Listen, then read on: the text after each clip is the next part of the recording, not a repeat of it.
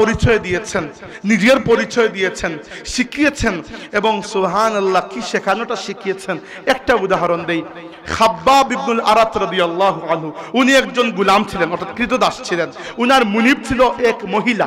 যখন শুনলো উনি ইসলাম কবুল করেছেন, তাকে বলল যে খাব্বাব তুমি নিজে আগুন জ্বালাও। তিনি নিজের হাতে আগুন জ্বালালেন, কারণ মুনিবের আদেশ তো পালন করতেই হবে, তৎকালীন সিস্টেম এরকম। তিনি তাকিয়ে তাকিয়ে দেখছেন দাউ দাউ করে আগুন জ্বলছে, তিনি জানেন এই আগুনে তাকেই পুড়তে হবে। বলল, আগুন যখন নিভে গেল, জ্বলন্ত কয়লা, লাল টকটকা জ্বলন্ত অঙ্গার বিছানো, বলল যে হয় ইসলাম ত্যাগ করবে, হয় আল্লাহ এবং রাসূলকে ত্যাগ করবে, নইলে কাপড় খুলে এইটার উপর শুয়ে থাকতে হবে। খাব্বাব ইবনুল আরাত রাদিয়াল্লাহু আনহু চুপ করে নিজের জামাটা খুলে রেখে পিঠ দিয়ে সেই অঙ্গারের উপর শুয়ে পড়লেন।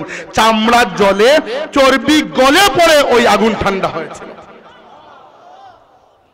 মানুষ একদিনে এরকম হয়ে যায়, নাউজুবিল্লাহ সুম্মা নাউজুবিল্লাহ। একটা কথা বলি, খাব্বাব রাদিয়াল্লাহু আনহু কি পাগল ছিলেন?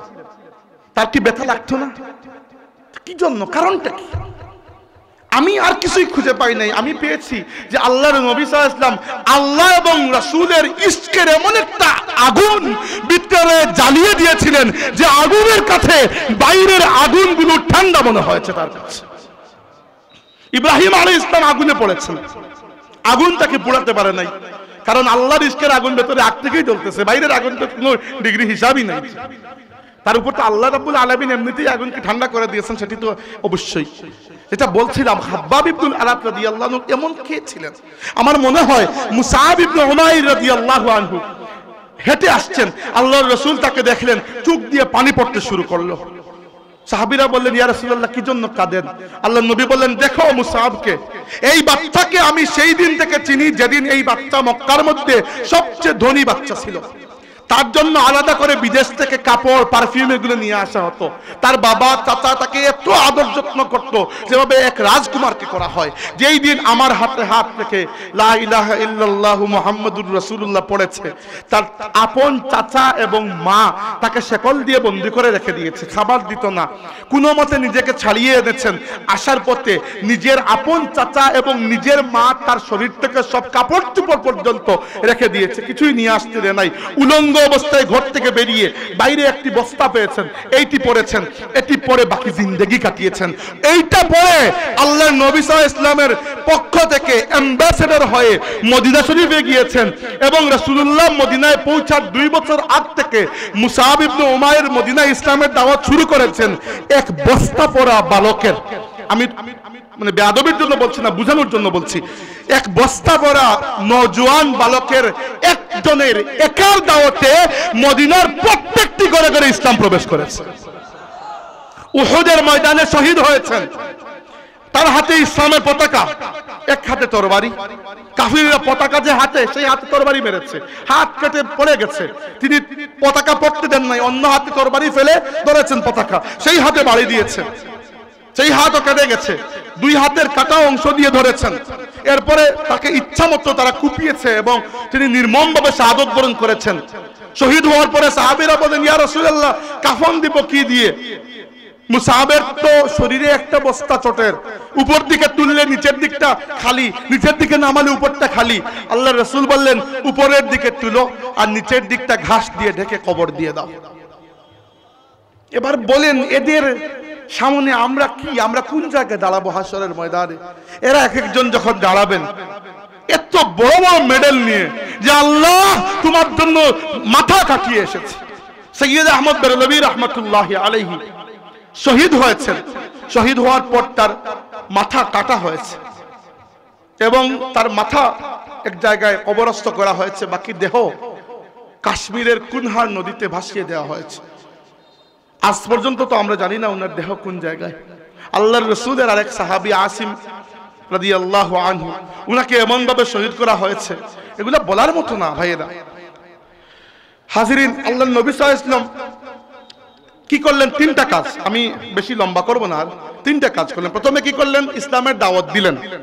শুনেন, এগুলো আমাদেরকে এরকম কাজ করতে হবে। ইসলামের দাওয়াত দিয়েছেন। 2 নম্বর, দাওয়াত শুনে যারা এসেছে তাদেরকে রাসূলুল্লাহ ছড়িয়ে ছিটিয়ে রাখেন নাই, বরং সংঘবদ্ধ করে, জামাতবদ্ধ করে রেখেছেন। তিন নম্বর, এদেরকে খালি রাখেন নাই, তালিম তরবিয়ত দিয়েছেন এবং ভেতরে ঈমানের নূর পয়দা করেছেন। চার নম্বর যা করেছেন সেটি হচ্ছে সবর করতে শিখিয়েছেন।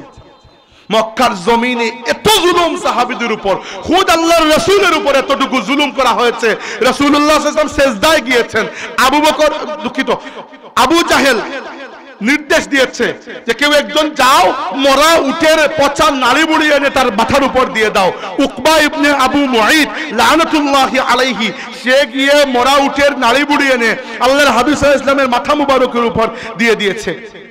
সাহাবীদের কেউ ছিলেন না, ফাতিমা রাদিয়াল্লাহু আনহা ছোট মেয়ে, উনি এসে এগুলো সরিয়েছেন, জমজমের কূপের পাশে বাবাকে নিয়ে গেছেন, পরিষ্কার করেছেন। আপনারা জানেন রাসূলুল্লাহ সাল্লাল্লাহু আলাইহি ওয়াসাল্লাম যখন নামাজ পড়তে দাঁড়িয়েছেন, আবু জাহেল পেছন থেকে চাদর জড়িয়ে গলার মধ্যে টাইট করে ধরে হত্যা করতে চেয়েছিল।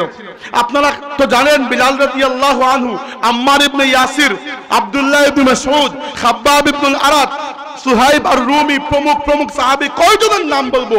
মক্কার জমিনে এইরকম জুলুম, অথচ আল্লাহ নির্দেশ দিয়েছেন হাত উঠানো যাবে না। কারণ ইসলামী আন্দোলনের নিয়ম হচ্ছে প্রথম দিকে উত্তেজিত হওয়া যাবে না। প্রথম দিকে উত্তেজিত হওয়া গেলে ফল পাকা লাগে, পেড়ে ফেললে কিছুই নাই। আর ইসলামী আন্দোলনের নিয়ম হচ্ছে আপনি দিনী দাওয়াত দিয়ে যান, যারা আসে এদেরকে তারবিয়ত দিন, পাকাপোক্ত করুন।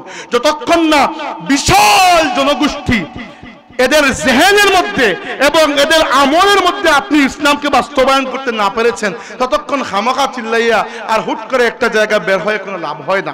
আল্লাহর নবী সবর করেছেন, এত সবর করেছেন যে রাসূল আকরাম সাল্লাল্লাহু আলাইহি ওয়াসাল্লাম যখন তায়েফের জমিনে গিয়েছেন দাওয়াত নিয়ে, তায়েফের বাচ্চারা আল্লাহর নবী সাল্লাল্লাহু আলাইহি ওয়াসাল্লামের দেহ মুবারকের উপর বৃষ্টির মতো পাথর নিক্ষেপ করেছে, শরীর থেকে রক্ত গড়িয়ে পড়েছে, কয়েকবার অচেতন হয়ে যাওয়ার মতো অবস্থা, এত রক্ত পড়েছে। গাছের নিচে বসেছেন, বসে দোয়া করেছেন, আল্লাহ ইলা মান তাকিলুনি ইলা আদুইন মাল্লাকতাহু আমরি, হে আরহামার রাহিমিন, তুমি কি আমার দায়িত্ব এদের হাতে দিয়ে দিলে যে এরা আমার সাথে যা ইচ্ছা করবে? আল্লাহ জিবরাইলকে পাঠিয়েছেন, যাও তায়েফের আমার হাবিব যদি অনুমতি দেন, তায়েফ উপত্যকার দুই পাশে দুটি পাহাড় রয়েছে, ওইগুলোকে একত্রিত করে তায়েফকে দুনিয়ার ইতিহাস থেকে নিশ্চিহ্ন করে দাও। আল্লাহর নবী জিবরাইলকে অনুমতি দেন নাই, বরং নিজের দুআটিও পরিবর্তন করেছেন, বলেছেন ফা ইল্লাম তাকু রাবাবুন আলাইয়া বিকা ফালা উবালি। আল্লাহ এই সব কিছু জুলুম নির্যাতন সহ্য করার পর যদি তুমি আল্লাহ আমার উপর নারাজ না হও, আমার আর কোনো কিছুতে কোনো আপত্তি থাকবে না। ইসলামী আন্দোলনের একটা মূলনীতি হচ্ছে সবর। একটা সবর খুবই জরুরি। যে কোনো জায়গায় উত্তেজিত হয়ে হুট করে না করে সবর করাটা, ততক্ষণ পর্যন্ত যতক্ষণ না আল্লাহ একটা ফয়সালা করার মতো শক্তি আপনার হাতে দিয়ে দিয়েছেন। 4 নম্বর আল্লাহ নবী যে কাজটা করেছেন সেটা হচ্ছে সবর। 5 নম্বরে হিজরত। মক্কা শরীফে দেখেছেন, তায়েফে দেখেছেন, কোনো জায়গায় কোনো কিছু খুলছে না, আল্লাহ সবরের পরীক্ষা নিয়েছেন। রাসূলুল্লাহ এবং তার সাথে প্রত্যেক সাহাবী সবরের পরীক্ষায় পাস করেছেন। যখন পাস করেছেন সাহাবায়ে কেরাম এবং আল্লাহ রাব্বুল আলামিন জেনে গেছেন যে এদের অন্তরের মধ্যে ঈমান প্রবেশ করেছে, আল্লাহ মদিনার দরজাকে খুলে দিয়েছেন। মদিনাবাসী বুক আগলে আল্লাহর নবী এবং সাহাবীদেরকে আপন করে নিয়েছেন। ওয়াল্লাযীনা তাবাউদ দারা ওয়াল ঈমানা মিন ক্বাবলিহিম ইউহিব্বুনা মান হাজারা ইলাইহিম ওয়া লা ইয়াজিদুনা ফি সুদুরিহিম হাজাতাম মিম্মা উতু। আল্লাহ বলেছেন যে মুহাজির এবং আনসার এরা হচ্ছে রাদিয়াল্লাহু আনহুম ওয়া রাদু আন। সম্মানিত হাজিরিন, ইসলামে মুহাজিরদের যেরকম অবদান, আনসারদের অবদান বড় বেশি। আনসাররা মুহাজির ভাইদের জন্য নিজের ঘরের অর্ধেক, জায়দাতের অর্ধেক, নিজের সম্পত্তির অর্ধেক নিজের মুহাজির ভাইদেরকে দিয়ে দিয়েছেন। এরপরে হিজরতের পর আল্লাহর নবী সাল্লাল্লাহু আলাইহি ওয়াসাল্লামকে আল্লাহ রাব্বুল আলামিন নির্দেশ দিয়েছেন, সবরের যুদ্ধ শেষ, এখন থেকে আপনাদের হাত আমি আল্লাহ খুলে দেব। উযিনা লিল্লাযিনা ইউকাতিলুনা বিআন্নাহুম যুলিমু, যারা মক্কায় জুলুম নির্যাতনের শিকার হয়েছিল আমি আল্লাহ তাদেরকে জিহাদ করার অনুমতি দিচ্ছি। ওয়া ইন্নাল্লাহা আলা নাসরিহিম লাকাদির, আর জেনে রাখো আল্লাহ মুসলমানদেরকে সাহায্য করতে সক্ষম। এবার আপনার মনে হবে যে আল্লাহ যদি মুসলমানদেরকে সাহায্য করতে সক্ষম, আমাদেরকে কেন করেন না? কারণ আল্লাহ বলেছেন ইন তানসুরুল্লাহ ইয়ানসুরকুম ওয়া ইউসাব্বিত আকদামাকুম, তোমরা যদি আল্লাহকে সাহায্য করো আল্লাহ তোমাদেরকে সাহায্য করবেন এবং তোমাদের কদম মজবুত করে দেবেন। আমরা আল্লাহর দ্বীনের জন্য কিছুই করতে পারি না, এই জন্য দুনিয়াতে আজকে মুসলমান হিসাবে আমরা লাঞ্ছিত হয়ে আছি। একটু আয়নাটাতে নিজের চেহারা দেখুন, কোন জায়গায় আমরা চলে গেছি, কোন জায়গায় আমরা চলে গেছি। আমরা মুহাম্মদুর রাসূলুল্লাহর উম্মত ছিলাম, আমাদেরকে আল্লাহ এত শান দিয়েছিলেন। আল্লাহর নবী বলেছেন যে জান্নাতীদেরকে আল্লাহ রাব্বুল আলামিন 120টা কাতারে সারিবদ্ধ করবেন, এর মধ্যে 40 কাতার বাকি সমস্ত উম্মত আর 80 কাতার একা আমার উম্মতে পরিপূর্ণ হয়ে যাবে। রাসূলুল্লাহ বলেছেন নাহনুল আখিরুন আল আউয়ালুন, আমরা দুনিয়াতে আসার ক্ষেত্রে সবার শেষ এবং জান্নাতে যাওয়ার ক্ষেত্রে সবার প্রথমে। কোন জায়গায় মর্যাদা ছিল। এরপরে রাসূলুল্লাহ জিহাদের মাঠে গিয়েছেন এবং সেখানেও সাহাবায়ে কেরামের কুরবানি। বদরের ময়দানে 13 জন সাহাবা শাহাদাত বরণ করেছেন। উহুদের ময়দানে 70 জনের মতো সাহাবা শাহাদাত বরণ করেছেন। হামজা রাদিয়াল্লাহু আনহুকে শহীদ করার পরে উনার দেহ থেকে বিভিন্ন অঙ্গ প্রত্যঙ্গ কেটে নেওয়া হয়েছে, উনার বক্ষ চিরে কলিজা চাবানোর চেষ্টা করা হয়েছে। হাজিরিন, আল্লাহর হাবিব সাল্লাল্লাহু আলাইহি ওয়াসাল্লাম এই দৃশ্য দেখে এত কষ্ট পেয়েছেন যে রাসূলুল্লাহ সাল্লাল্লাহু আলাইহি ওয়াসাল্লাম কেঁদেছেন এবং হামজা রাদিয়াল্লাহু আনহুর উপর আল্লাহর নবী সাল্লাল্লাহু আলাইহি ওয়াসাল্লাম 70 বার তাকবীর দিয়ে জানাজা আদায় করেছেন। মদিনার আনসারদের ত্যাগ কুরবানির সীমা নাই। ইসলামের জন্য তারা যেগুলো করেছেন, একটা উদাহরণ দিব, দিয়ে আর লম্বা করব না। মদিনার আনসার যারা ইসলামের জন্য সবকিছু ব্যয় করে দিয়েছেন, হুনাইনের যুদ্ধের পরে মুসলমানরা অনেক গনিমতের সম্পদ হাতে পেয়ে গেলেন। আল্লাহর নবী গনিমত বন্টন করছেন, সব দিয়ে দিচ্ছেন মক্কাবাসী মুহাজির এবং নমুসলিম যারা, এদেরকে। মদিনার আনসারদেরকে আল্লাহর রাসূল একটা কিছুই দেন নাই। মদিনার আনসারদের মধ্যে চিন্তা যে আল্লাহর নবী সাল্লাল্লাহু আলাইহি ওয়াসাল্লাম কি আমাদেরকে ভুলে গেছেন, আমাদেরকে কি কিছু দেবেন না? ওই সংবাদ রাসূলুল্লাহর কাছে চলে গেল। আল্লাহর নবী বললেন জমাও, আমার মদিনার আনসার যারা আছে তাদেরকে আমার কাছে জমাও। জমানো হলো। জিজ্ঞেস করলেন তোমরা কি এটা বলেছো যে আমি সবাইকে দিচ্ছি, তোমাদেরকে দিচ্ছি না? তারা বলেন ইয়া রাসূলুল্লাহ, দেখে আমাদের এটা মনে হয়েছে।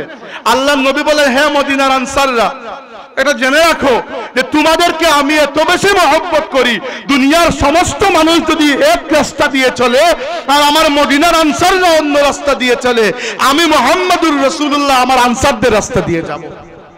তোমরা জেনে রাখো আজকে এই ময়দান থেকে বাকি সব মানুষ গনিমতের সম্পদ, কেউ উট, কেউ ভেড়া, কেউ বকরি, কেউ যুদ্ধের সামান নিয়ে বাড়িতে যাবে, আর তোমরা মদিনার আনসাররা আমি মুহাম্মদুর রাসূলুল্লাহকে নিয়ে তোমাদের বাড়িতে যাবে।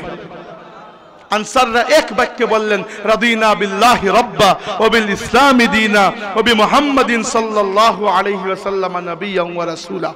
আল্লাহর নবী সাল্লাল্লাহু আলাইহি ওয়াসাল্লাম এই যে বাহিনী রেখে গেছিলেন, মদিনার আনসার, মক্কার মুহাজির এবং যারা নতুন মুসলমান, আল্লাহর রাসূল দুনিয়া থেকে বিদায় নেওয়ার মাত্র 17 বছরের মধ্যে পৃথিবীর বর্তমান তিনটা মহাদেশে ইসলাম বিজয়ী শক্তি হিসাবে পৌঁছে সেই তিনটা মহাদেশে আল্লাহর নামের পতাকা উত্তোলন করেছে। আলহামদুলিল্লাহ। এবার একটু নিকট অতীতে কথা বলে শেষ করব। আমরা কারা? আমরা তো আল্লাহর রাসূলের উম্মত। এরপরে আমরা এলাকার হিসাব করলে আমরা হচ্ছি সেই জাতি যাদের হাতে পরবর্তীতে ইনশাআল্লাহ যাদের হাতে পরবর্তীতে আল্লাহ ইসলামের পতাকা তুলে দেবেন বলে আমার বিশ্বাস। কি জন্য বললাম? আমাদের অতিথি কি চলে আসছেন? আচ্ছা, ওনাকে নিয়ে আসুন।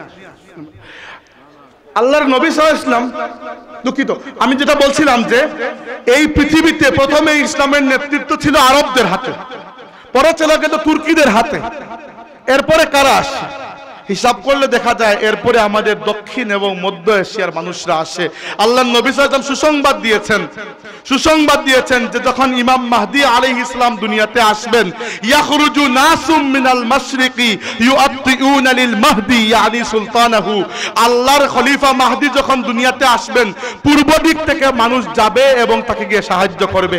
সম্মানিত হাজিরিন, নিয়ে আসুন। সম্মানিত উপস্থিতি, আমাদের মধ্যে উপস্থিত হয়ে গেছেন আজকের মাহফিলের সম্মানিত প্রধান অতিথি আন্তর্জাতিক খ্যাতিসম্পন্ন মুফাসসির কোরআন বিশিষ্ট ইসলামী চিন্তাবিদ হযরতুল আল্লামা মুফতি ডক্টর সৈয়দ মোহাম্মদ এনায়েতুল্লাহ আব্বাসী ওয়া সিদ্দিকী পীর সাহেব টেনফুরি। নারায়ে তাকবীর, আল্লাহু আকবার, নারায়ে রিসালাত, ইয়া রাসূলুল্লাহ। আব্বাসী হুজুরের আগমন, শুভেচ্ছায় স্বাগতম, শুভেচ্ছায় স্বাগতম। আব্বাসী হুজুরের